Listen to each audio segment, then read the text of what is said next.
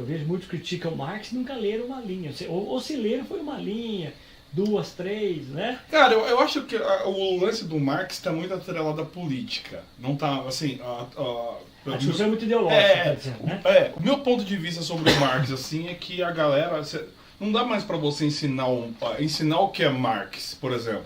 A galera já vem com uma ideologia montada sobre o que ele é politicamente, uma ideologia já política mesmo. O que eu vejo assim, você não consegue sentar, vamos falar sobre Karl Marx aqui, pronto, você já é um cara que a turma ali não vai querer mais te ouvir, entendeu? Nem falou nada, só falou, precisamos estudar. É tipo assim, eu gosto sei lá, o Albert Einstein critica um monte de coisa da física quântica. Entendeu? Só que ninguém critica ele porque ele não tinha viés político nenhum. Ele foi lá, avisou o Roosevelt lá na Segunda Guerra e tá tudo certo.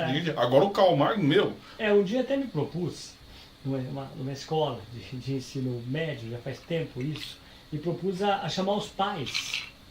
Porque houve um problema com um aluno que também se negava até a assistir aula, porque o pai era mais conservador e tal. Do Marx eu me propus a dar uma aula para os pais do que era Marx. Para demonstrar o seguinte, que o que menos Marx falou foi sobre comunismo, por exemplo. Menos. O tema comunismo é periférico na discussão do Marx. O Marx mesmo vai afirmar que o que é mais importante em toda a discussão dele, e lógico, é uma coisa mais complexa, mais filosófica, que as pessoas não leem, pouca gente lê, o que você ouve em rádio por aí, o que você ouve em algumas palestras, tal, sobre Marx, por exemplo, né, criticando, são pessoas que leem só coisas periféricas do Marx, né? Ou nem lê Marx, é alguém que falou sobre. Mas o que é mais importante no Marx é o seu método. Então, se eu quero entender alguma coisa, o Marx é um dos caras. Às vezes a pessoa tá explicando alguma coisa para mim, usando o conceito do Marx, e ele não sabe que está usando. Eu já tive professor, no ensino médio isso, eu percebi depois que fui para faculdade, falei, nossa, como é que ele fez isso? Que ele me ensinava, por exemplo, história. E ele era um crítico do Marx, né? Eu me lembro certinho de um professor que fez isso. E ele criticava Marx o tempo todo. E ele ensinava história e tal. Quando eu fui para a faculdade, eu percebi que toda a estratégia de explicação histórica dele era marxista. Porque o que o Marx fez de mais importante é o método. Então, por exemplo, vamos pensar comigo aqui, né? Você quer saber sobre por que as mulheres foram tão perseguidas na caça às bruxas, né? Olha, um tema bem aberto, assim, não é? Para eu poder entender o porquê, o que motivou essa caça às bruxas, eu tenho que usar algum método para entender essa causa. Marx tem um deles, Marx é a proposta. Não que ele tenha estudado a bruxaria, não é isso. Mas dá para você estudar, e tem autores que fazem isso, dá para você estudar por meio da lente marxista para você compreender esse problema. Como dá para você usar Weber, como dá para você usar Foucault, ele é uma das lentes. Então eu não posso jogar uma lente fora. Dizer essa lente eu não uso, né? Porque ele falou de comunismo. Não, Marx ele não propôs nada, ele não deu uma receita para o comunismo. A única coisa que o Marx vai dizer é que ele observa um caminho da história que uma hora o capitalismo vai entrar em colapso. E ele vai dar quais são os problemas que vão gerar o colapso do capitalismo. Ele vai dizer, são os mesmos problemas que geraram o colapso do feudalismo, né? Do Império Romano. Então, os mesmos problemas, lógico, a base é a mesma, mas né, a economia é outra, vão gerar também o colapso do capitalismo. Aí, quando o colapso do capitalismo acontecer, será ou a selvageria ou o comunismo científico. É isso que ele falou, né? Então, reduzem ele a isso. Quando a pessoa fala, Marx e o comunismo, eu já sei que não leu Marx. Eu já sei que é frágil o argumento. Né? É interessante isso que você está falando. Você puxou dois assuntos, só vou pegar um gancho aqui. Sobre a questão do comunismo, né? Sai um filme agora do Christopher Nolan, que é Oppenheimer, né? Eu questiono muito uma coisa sobre esse filme, que é o quê, Eu não cara? assisti ainda, mas me fala muito bem. Então, mas assim, a história do Oppenheimer que eu acho interessante, porque ele era um comunista também, só que assim, eu não conheço, né, outro, acho que ninguém conhece, não dá pra você ver isso. Eu falo pra você assim, cara, fala aí de um evento catastrófico da história humana. Você pode, os religiosos vão falar assim, a Arca de Noé. Tá, não, mas eu vou falar um evento catastrófico causado por nós. A gente vai falar as bombas atômicas. Sim. Cara, a gente não sabe nada, porque assim, o pai da bomba atômica, vamos supor assim, cara, a gente não saber sobre um quadro do Foucault, do Da Vinci, uma obra de arte do Duchamp, ok. É muitos artistas. A história Sim. da arte é gigante. Sim.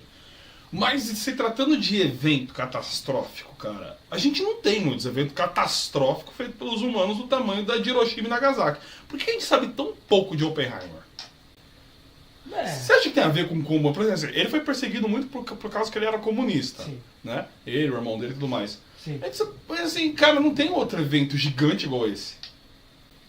Eu acho assim, nós estamos nos aproximando de um evento produzido pelo ser humano, né, que vai ser um evento talvez mais catastrófico e mais sem retorno até hoje, que é o efeito ambiental. Né? Nós ainda estamos minimizando isso, mas as ondas de calor na Europa estão assustadoras. Então, cara, os químicos, na química estão divididos sobre isso. Tem químicos que falam contra, tem químicos que falam a favor. Na verdade é assim. Você vai encontrar um químico ou outro aí, que eu posso encontrar e posso pôr nesse canal, trazer aqui, mas eu digo assim, o consenso dos ambientalistas, o consenso dos físicos, quem é o consenso? Vou dar um exemplo para você que nem a vacina. Né? Eu posso achar um médico lá na esquina que é contra a vacina. Posso achar meia dúzia de médicos no hospital que é contra a vacina. Agora, o consenso dos cientistas médicos que publicam e pesquisam vacina vão dizer que a vacina é salvadora, eficaz e segura. Ponto. Então eu sigo o consenso. O consenso dos ambientalistas, que nem professor da faculdade, né? Eu posso achar um professor ou outro que vai dizer, não, eu sou contra. Mas o consenso, aí você tem que ler o consenso da maioria dos ambientalistas sérios, que tem pesquisa de campo, que estão uma hora dessa na Antártica medindo gelo. Não é o cara que terminou química ontem aqui na faculdade, não é? E que estão publicando em revistas, porque tem um nível de revista, você sabe disso. Estão publicando nas revistas que passam por pareceristas, passam por companheiros, né, colegas de profissão que vão ler e ver se merece ser publicada, do mundo inteiro. Né? Esse consenso sempre acertou. Duas revistas que a turma sempre publica, a Science e a Nature, né? Que os arquivos científicos e tal. Tem uma outra agora também, que eu não lembro agora o nome, de sopetão assim, que também é muito importante, muito representativa. Se você buscar nesses lugares, essas revistas, e dizer que essas revistas têm viés político, não tem não. Basta você ter competência e escreve, ver se vocês não aceitam. Agora, lógico que esses caras que estão lá vão ver seus dados. Quais são os seus dados? Se os seus dados baterem, eles publicam. E se eles não publicarem lá, publicam. Então, o consenso dessas revistas é que o meio ambiente está... E é óbvio, nós estamos vendo. Né? Ou seja, olha essas ondas de calor nos Estados Unidos. Sim. O Irã, né, teve uma onda de calor agora esses dias, que era impossível para a espécie humana continuar vivendo no Irã se essa onda de calor se prorrogasse. Tem também, por exemplo, tem uma cidade na Rússia que é Yakutia, né, que é muito frio, né? O frio aumentou demais. O aumento, do nível dos mares, quer dizer, então assim, as pessoas não querem pensar nisso. A mídia não vale a pena falar nisso porque a mídia precisa vender e a ideia, o capitalismo tem que funcionar sem que você cause desespero nas pessoas. Né? Por mais que os alertas venham. Os americanos é aqueles que mais poluem, não pode fazer muita coisa porque o próprio capitalismo não permite que você diminua a produção.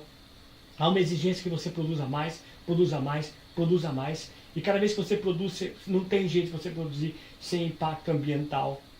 Então essa grande onda, essa grande destruição, né, e os ambientalistas, a antropologia sempre disse, o planeta Terra começou sem nós, vai terminar sem nós. Por quê? Porque nós vamos provocar essa grande catástrofe que você está dizendo que foi a bomba atômica, ok, né, até aquele momento, ela ainda está por vir. Né? E ela vem lentamente, de forma extremamente invisível. Só que é mais ideológico essa catástrofe que você está colocando aí. Por exemplo, assim, eu não sei, na sua visão, isso transcende a política? Qual catástrofe? A catástrofe ambiental. Não, acho que sim. Acontece que politizaram essa catástrofe.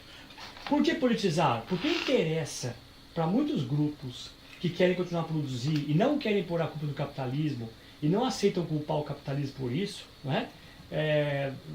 Vale a pena para eles tentar politizar isso. Então quem é que politizou isso? E tá aí um paradigma, né? Porque a China, ela é comunista, só que ela se alimenta desse capitalismo deliberado. Entre aspas, comunista. Por quê?